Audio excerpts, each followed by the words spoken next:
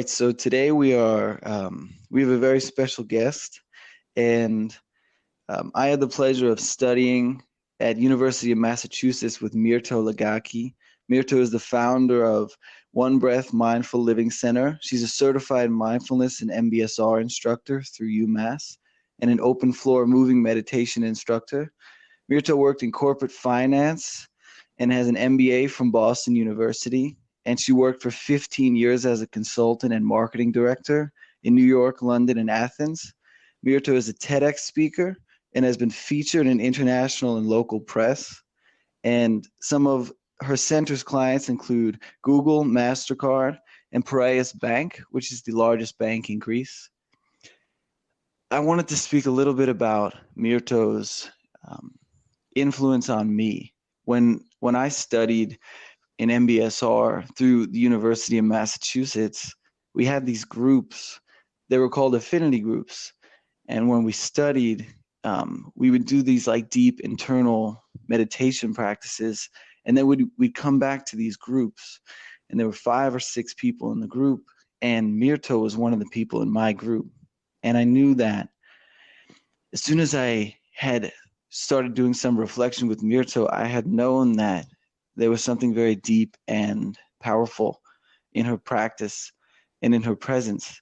And she was a big influence on me in my learning there. One of the ways that Myrto influenced me the most was connecting with my body. So one of the things that Myrto teaches is this open floor moving meditation. And my practice before I met Myrto was very much, I would say, cerebral, in that when I sat, I was very much practicing in my mind, and sitting and learning with Myrto really helped me connect to my body. And I don't know if I ever told her this, but after learning with her and studying with her, I feel like my practice took a different turn in another direction, where when I got home from this training, I was doing a lot more body work and experiencing my presence from my whole body. So it was a deep learning for me to sit with her in this training. So I appreciate that, and I'm very pleased and honored because Myrto's busy. I'm honored to have her on the podcast, and for all of you that are listening to maybe get something out of her presence the way that I have. So thank you for being on, Myrto.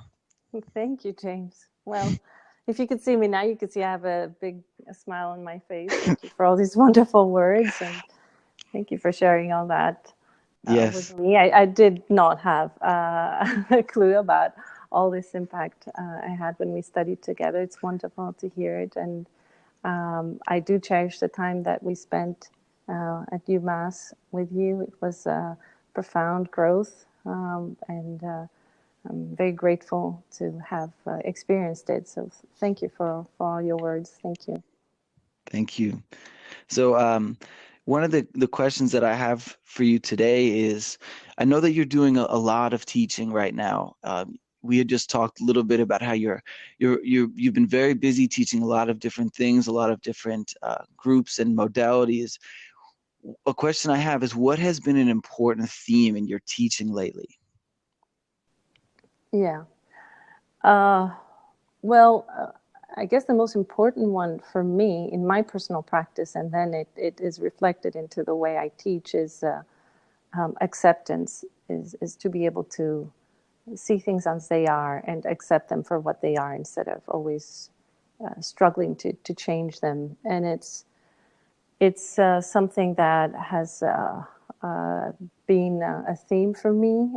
As you mentioned in this short bio, I came from a world of a very demanding world of the corporate world. I worked in very demanding environments for 15 years, and I guess the theme there was always trying to do better and never being really happy with what I had accomplished, because it was always another goal to chase after, always something that I could have done better, always more things that needed to be accomplished. And I was really never happy with myself.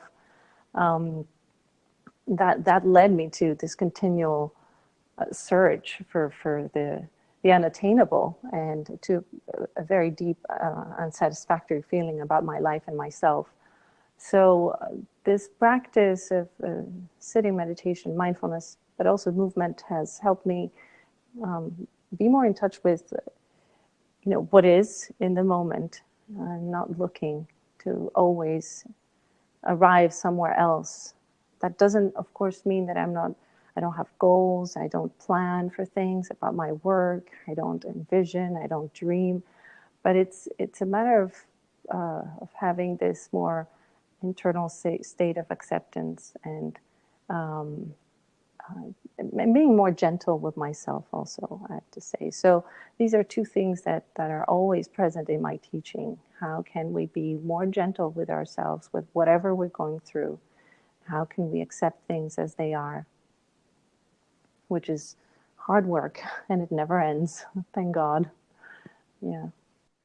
It's an interesting balance. It's one that I'm trying to work on myself. This balance of having goals and moving forward, but then also accepting where I am. So, how is it that you work with that balance of, having these goals and moving forward, but then balancing this other element that you're talking about? It's a constant recalibration, because my tendency is to always push myself for more. That's how I guess I was since I was a little kid, and also how I was trained at school and with my studies and the work environment that I pursued in the first, let's say, part of my let's say um, career, or what I did to offer to the world. So I was trained to do that. So now I'm unlearning, in a way. I'm learning that. How can I stay true to myself, stay within my boundaries, and not cross over what I can do in this moment, but still be happy with what I achieve every day and the work that I put out in the world. And it has to do with listening to my body a lot, as Hmm. you mentioned in the beginning. So in the past, I've been known to burn out, to push myself to burn out many times, and suffering for this. My body has suffered a lot, many health issues that I've had to struggle with, and it's actually what brought me to this practice. So now I'm learning to take take pauses in the day and in general, and sort of recalibrate. Am I pushing too much? How is my body feeling at this moment? Looking at my calendar every day and reassessing if there's too much, and learning to say no, which has been very difficult, because I am excited about this work that I do now. I feel blessed and truly grateful that I can be calling this a job. It's not really a job. Sometimes I stop and can't even grasp how people are paying me to do what I do. I should be paying them. This is what I say that to myself sometimes. So I love what I do, and at the same time, I'm realizing that if I don't respect my boundaries and respect my body, then I cannot be of service to others. So it's a constant recalibration, tuning into my body and knowing where my boundaries are, so I can be respectful and take care of myself every day. Hmm. I I had this podcast that I did the other day or a couple weeks ago about how we are like plants, and what I was explaining in that was like, if because I have a garden and I water the plants every day, but then when it comes to my body, maybe it's not something that I check in every day. So I started to see it as like, what makes me any different? Why shouldn't I be tending to the garden of my body every day the same way that I tend to my garden? And it sounds like that is something that really helps you personally, and your practice as a teacher is like when the body is communicating, you're listening. Um, Yeah, so yeah, it's it's interesting to hear that, because I've sort of been exploring a similar sentiment. Another yeah. question I have for you, Myrto, is I know that you've studied with a lot of important teachers across the world. who would you say has influenced you the most, and what have you learned from them? Well, That's a oh, big one, I know. there's many. I know. um, well, a big part of my journey into this self-discovery and meditation has been quite lonely, because I did start practicing completely on my own, um, 8 years ago. When was that? And mindfulness was not something that was discussed here in Greece. It was not known, in fact, and still we're pioneers, a couple of teachers here in Greece.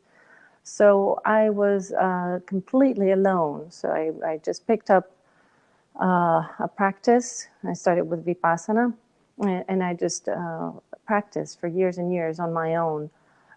So the first part, let's say, of my journey was mostly trusting that I have the teacher in me. And this is how it was. I didn't choose it. It's just how it unfolded for me. So, and that was, I think, one of the most important teachings for me, to be able to trust that um, I have the answers inside if I take the time to pause and listen and be true to my practice. And but then it was comforting to be able to feel nourished from teachers, and I haven't had the pleasure yet to see her in person, although I did apply to one of her retreats last year, and then last minute I had to cancel. But I think I would consider my greatest teacher, Pema Chodron. As I said, I haven't studied with her in person, but her teachings and her books have been the guiding light in my life and my practice, completely transforming the way I see things. So if I had to choose one, I think it would be her. Okay. And then there's been so many others, in many fields, that I'm deeply grateful for. Also, my teachers in Open Floor, Laurie Saltzman and Kathy Altman, who are so experienced in the work, embodiment work, and just being able to study with them intensely during their teacher training has transformed the way I see my physical presence, and also how I relate to my body. And in my work, whether it is movement meditation or mindfulness, because we're never really apart from our body. It's part of every practice that we do, whether we're sitting or dancing or moving. So they've been a huge influence, and all my teachers in Open Floor, actually. Hmm. You Yeah. mentioned that Pema Chodron has been your guiding light. What would you say is like one of the big messages that you've received from her teachings? Well, I think the first book that I read from her was The Wisdom of No Escape. And basically, that's the teaching of acceptance, which is what I mentioned in the beginning of this podcast, is, just being able to be with the things as they are and stay with whatever is. I was going through a very difficult time at that point in my life, and that's why I turned to meditation. Everything was falling apart. She actually has this other book called When Things Fall Apart. Yeah, I don't know if that was the first one. Maybe it was that. Anyway, it's the same message. So everything was falling apart in my life. So I just found, just when everything is falling apart and there's no ground under your feet, how do you stay?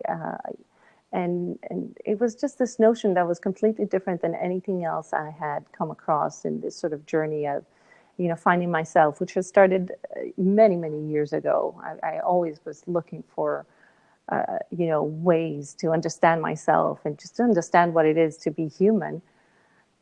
So that was radically different. Instead of saying, okay, you should be looking for something else and to be better and to get rid of all these things that are causing you unhappiness, there was she with her words of, can you just be with what is and just accept even the crappy part of you, even the fact that everything is falling apart? Can you be at peace with it?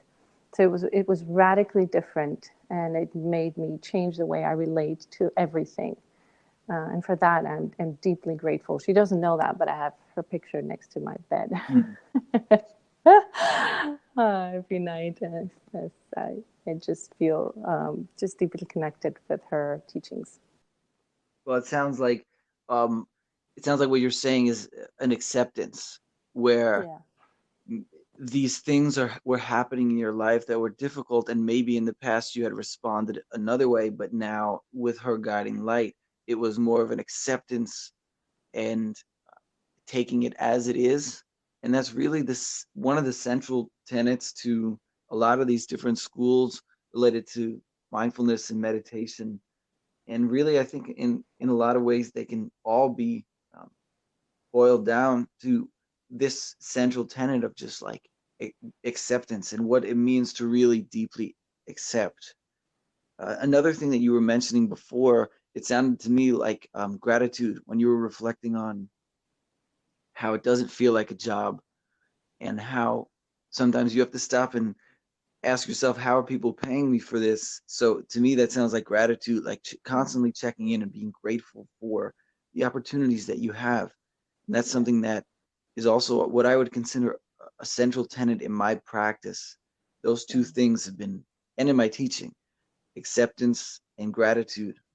So Yeah. on those two respects, I can really resonate and Yeah. connect. I have another question for you here. What I know as part of your training, you sat in some silent retreats. What This is another big question, and but this is what I think will bring value to the listeners. So, what do you think is one of the most important things that you took from your silent retreat experiences? Uh, well, I guess the most important was the importance of community for me, because, as I said, I did start on this path completely alone for many years. I think for 6 years I practiced alone. So I'd never been, practicing in a big group, maybe with one other person. Maybe I had a friend at the end that was sort of sharing some of what I was doing. But so for me, it was overwhelming to be able to share my practice with a big group of people, and to know that we are connected, even though we're not sharing anything but the sound of our breaths and just our intentions to be present. It was just beautiful. It moved me beyond words. It was overwhelming in a way, in the sense that it just gave me a sense of belonging, a sense that I'm not alone in this practice. I'm not alone in this path, and it just made me realize how much I was longing for this community, even though I didn't really know that it could be that way. So Hmm. that was the greatest, I think, what I would take from the first one. You know, Yeah. I have a similar story with my first retreat. It was a 10-day silent Vipassana retreat, and um, at the end of the 10 days, I we were able to break this silence and actually make eye contact again. And I was in the bathroom brushing my teeth, and I looked to a gentleman to the left of me, and we smiled at each other. And that was really the experience of the whole retreat to me, Mm, was mm, recognizing the importance of that connection with another mm, person and what it means to me to not have that for 10 days. So mm, uh, really, I connect there as well. Uh, mm. I appreciate all you're sharing with me. I know that I know that you're busy and that we only have a certain amount of time. So I wanted to give all the listeners a chance that if they wanted to find some of your work, how can they learn more about what you are teaching? How can they access your work? The best way is the website that we put together. It's onebreath.eu. It's the URL for our website. Um, and there you can find everything we do. We have an Instagram account that we're struggling to maintain because it's just such a hassle with social media, but it's there. So it's onebreath.eu on social media. We're also on Facebook. It's called One Breath Meditation. Um, and there's this TEDx talk that I did in November, last November, and it's I think it's coming out pretty soon. It's still being processed. It takes, I guess, a few months for it to be translated and prepared to be uploaded on the TEDx site. So at some point, you would be able to find that up there. I'm talking a little bit about my journey, about how I came to this practice, and how power of silence and meditation helped me love myself, basically.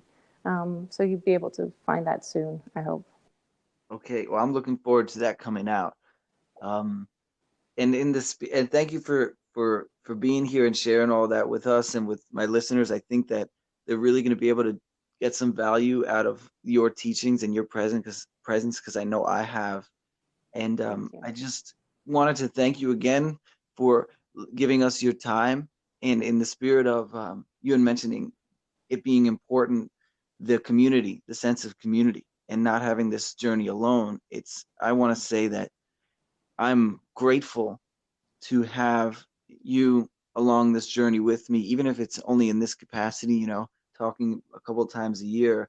It's nice to have that sense of community and people that I feel so aligned with.